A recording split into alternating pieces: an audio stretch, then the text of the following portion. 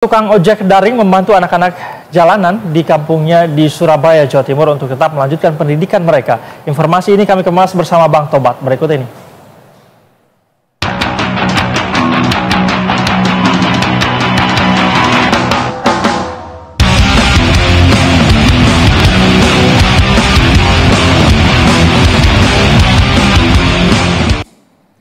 Assalamualaikum abangku. Jangan menunggu kaya dulu baru mau bantu orang lain abangku. Contohlah abang ini. Dia cuma tukang ojek online di Surabaya, tapi punya 130 anak asuh. Kita tengok dulu ceritanya kayak mana. Yaitu ada kejadian yang namanya Islam. Apa Islam? Mariono hanyalah seorang tukang ojek di kota Surabaya, Jawa Timur.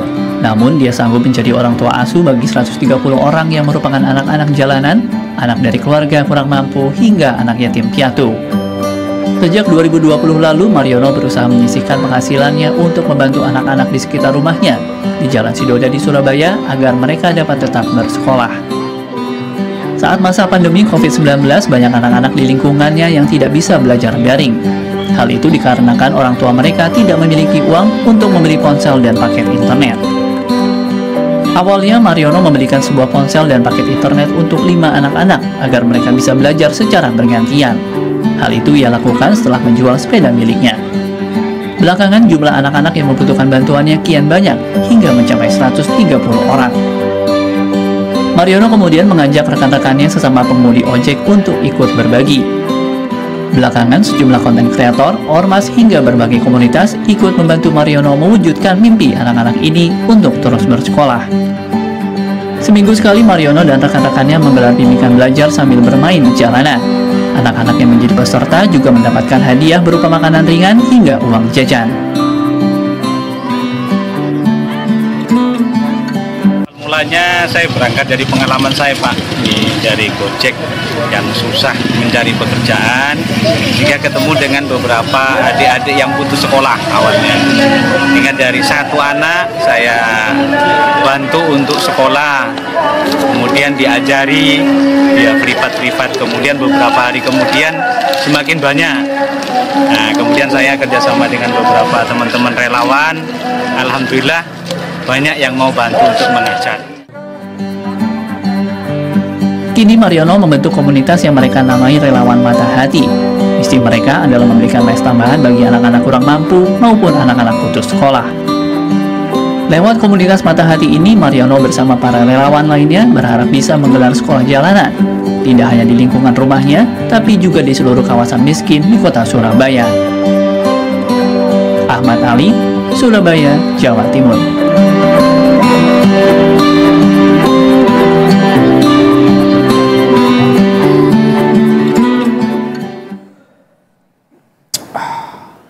Salut aku sama Pak Mariono ini. Hebat dia ini. Padahal berapalah pendapatan dia jadi tukang ojek kan? Kok mampu dia bisa jadi orang tua asuh 130 anak-anak? Langsung aja aku ajak ngobrol lah Pak Mariono ini ya. Ini barusan udah aku telepon dia ini.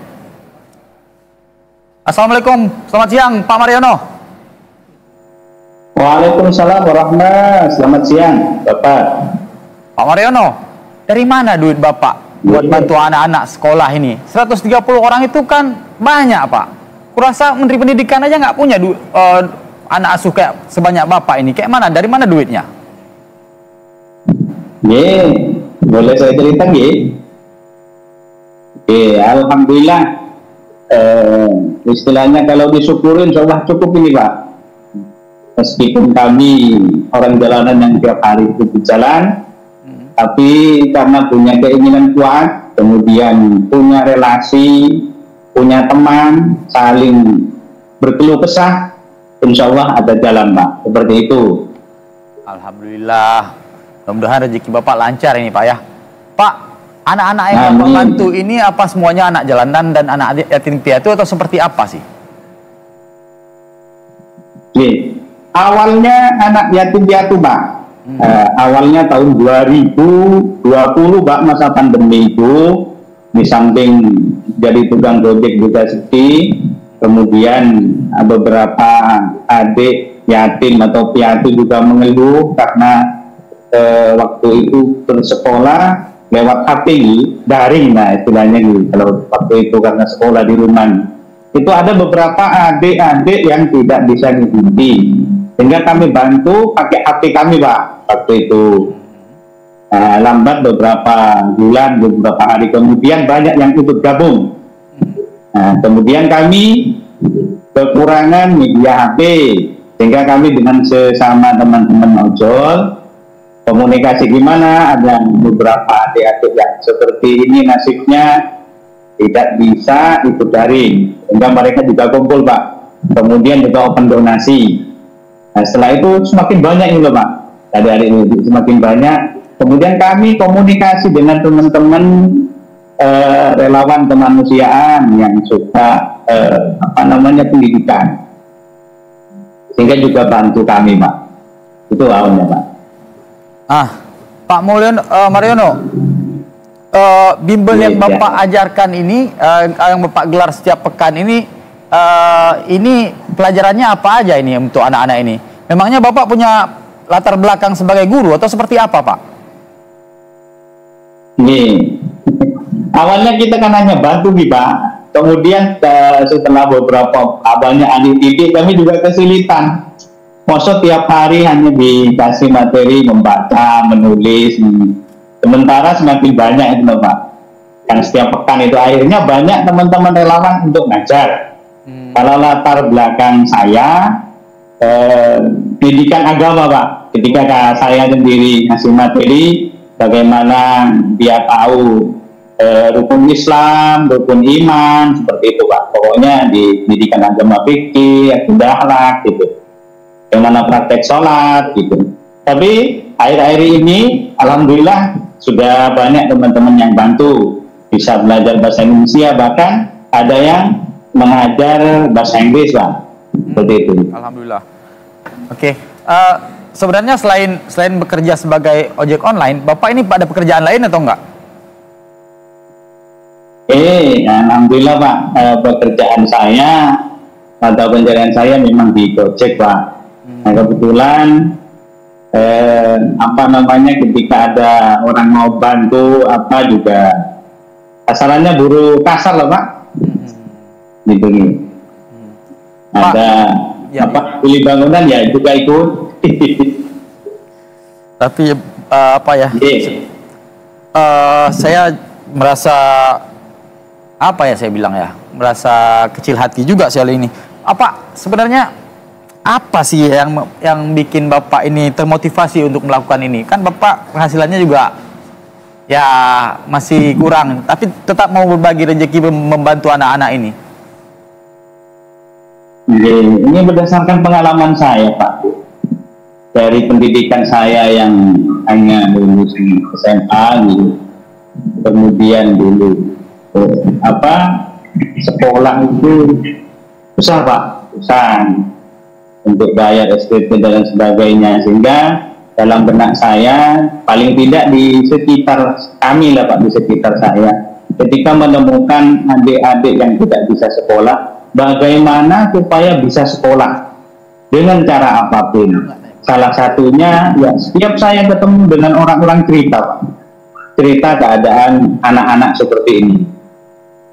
Nah, kemudian mereka juga terketuk, entah itu ada yang bisa bantu materi meskipun hanya 2.000, 5.000 setiap minggu saya ngadakan list Pak, kebutuhan adik-adik apa. Salah satunya kan jajan itu nih Pak. Kami ngajar, kemudian mereka pulangnya dikasih jajan. Kalau ada rezeki kami kasih uang saku Pak. Itu dari donasi dan juga termasuk kerja keras teman-teman, termasuk relawan-relawan yang ada di kita. Seperti itu Pak. Karena salah satu merubah keadaan itu dari pendidikan menurut saya Pak.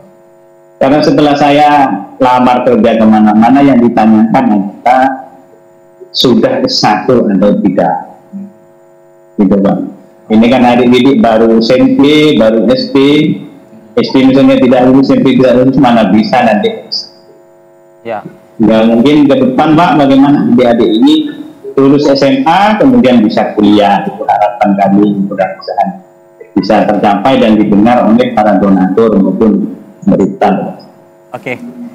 Baiklah Pak Mariono, terima kasih banyak Pak. Semoga rezeki Bapak makin berkah lah dan bertambah karena membantu anak-anak ini ya.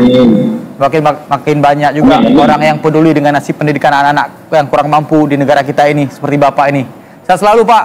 Assalamualaikum Pak. Ya. Waalaikumsalam warahmatullahi. Abangku, kuharap apa yang dilakukan oleh Pak Mariono ini di Surabaya ini bisa menular ke daerah-daerah lain, abangku. Makin banyak anak-anak sekarang ini yang putus sekolah karena orang tuanya nggak mampu, jadi harus kita tolong. Sedekah yang paling baik itu, abangku, justru ketika kita juga dalam kondisi sulit, abangku.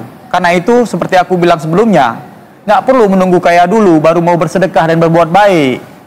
Ingat, abangku, hidup ini terlalu singkat untuk kita berbuat jahat.